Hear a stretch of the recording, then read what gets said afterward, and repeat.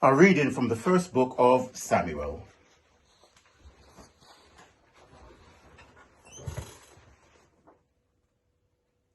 Hannah conceived and bore a son.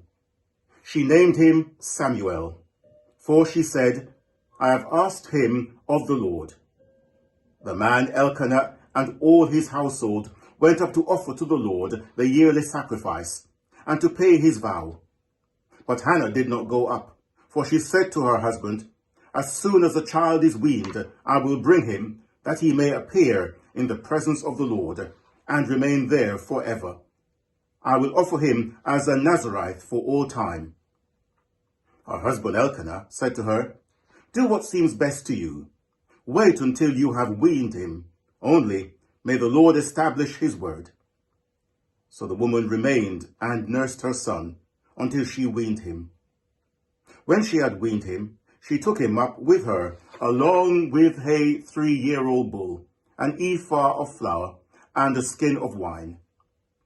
She brought him to the house of the Lord at Shiloh, and the child was young. Then they slaughtered the bull, and they brought the child to Eli. And she said, O my Lord, as you live, my Lord, I am the woman who was standing here in your presence, praying to the Lord. For this child I prayed, and the Lord has granted me the petition that I made to him. Therefore I have lent him to the Lord. As long as he lives, he is given to the Lord. She left him there for the Lord. The word of the Lord. Thanks be to God. Psalm 127. The response, It is the Lord who builds the house.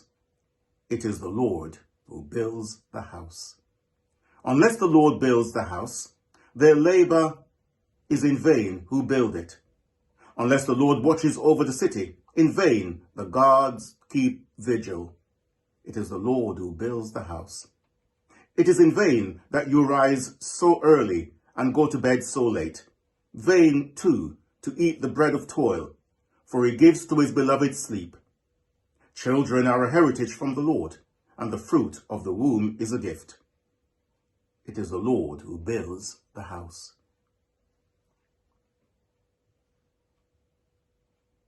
A reading from the letter of Paul to the Colossians.